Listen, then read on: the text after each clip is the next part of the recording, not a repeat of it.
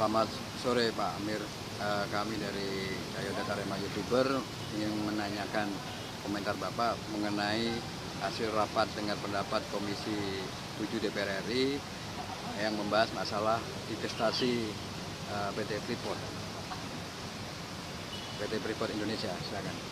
Ya, kalau kita membaca hasil rapat Komisi 7 dengan pemerintah, di sana sangat terlihat jelas bahwa sekalipun berulang kali dan sejak lama pemerintah menyatakan bahwa sudah melakukan investasi di Freeport dan 51% saham PT Freeport itu sudah menjadi milik Indonesia, ternyata ini kan sesuatu yang hoax saja.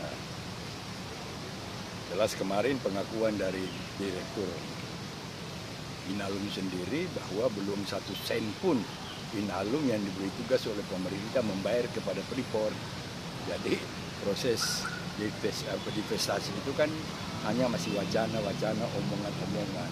Tapi yang menjadi persoalan adalah penjelasan bahwa divestasi Freeport ini sudah berjalan dan pemerintah atau negara kita sudah memiliki 51% saham PT Freeport.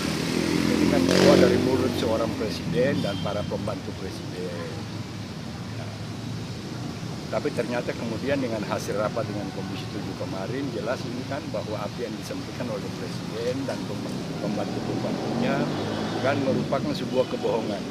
Pertanyaannya adalah kalau orang biasa berbohong, orang biasa melakukan berita hoax, dipanggil oleh polisi, diperiksa oleh polisi, bahkan ada yang sudah jadi tersangka. Nah, bagaimana dengan petinggi negara kita yang melakukan berita bohong? Padahal dia bersumpah dalam jabatannya akan melakukan hal yang jujur, hal yang benar, mematuhi peraturan perundang-undangan. Nah, ini saya kira barangkali hal ini harus diluruskan. Pejabat-pejabat yang pernah menyatakan bahwa divestasi 51% saham PT Freeport itu sudah berjalan dengan bagus, paling tidak harus minta maaf kepada rakyat Indonesia. Tapi ada satu hal bahwa Undang-Undang Dasar 45 khususnya pasal 7 dan pasal 7A menjelaskan bahwa Presiden tidak boleh melakukan hal yang tidak terpuji. Jadi perilaku tidak terpuji dari seorang Presiden menurut konstitusi kita dapat menyebabkan dia di-impeach oleh MPR.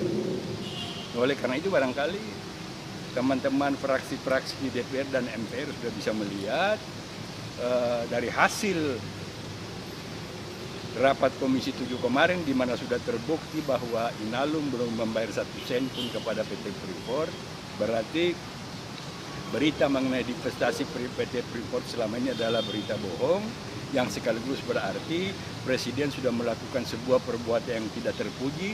Sekarang tergantung teman-teman di DPR yang juga sekaligus merupakan anggota MPR untuk melakukan haknya. Paling tidak saya pikir barangkali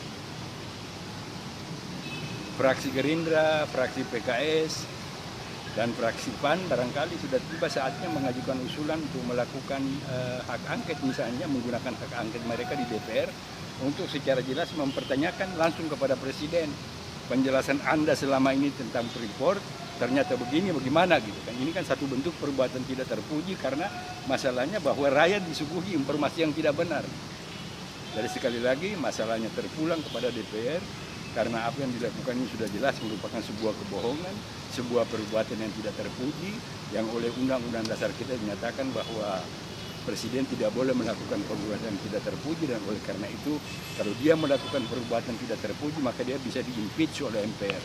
Jadi tergantung kepada teman-teman partai politik yang wakil-wakilnya ada di DPR dan MPR. Saya kira demikian. Oke, terima kasih atas pendapatnya Pak.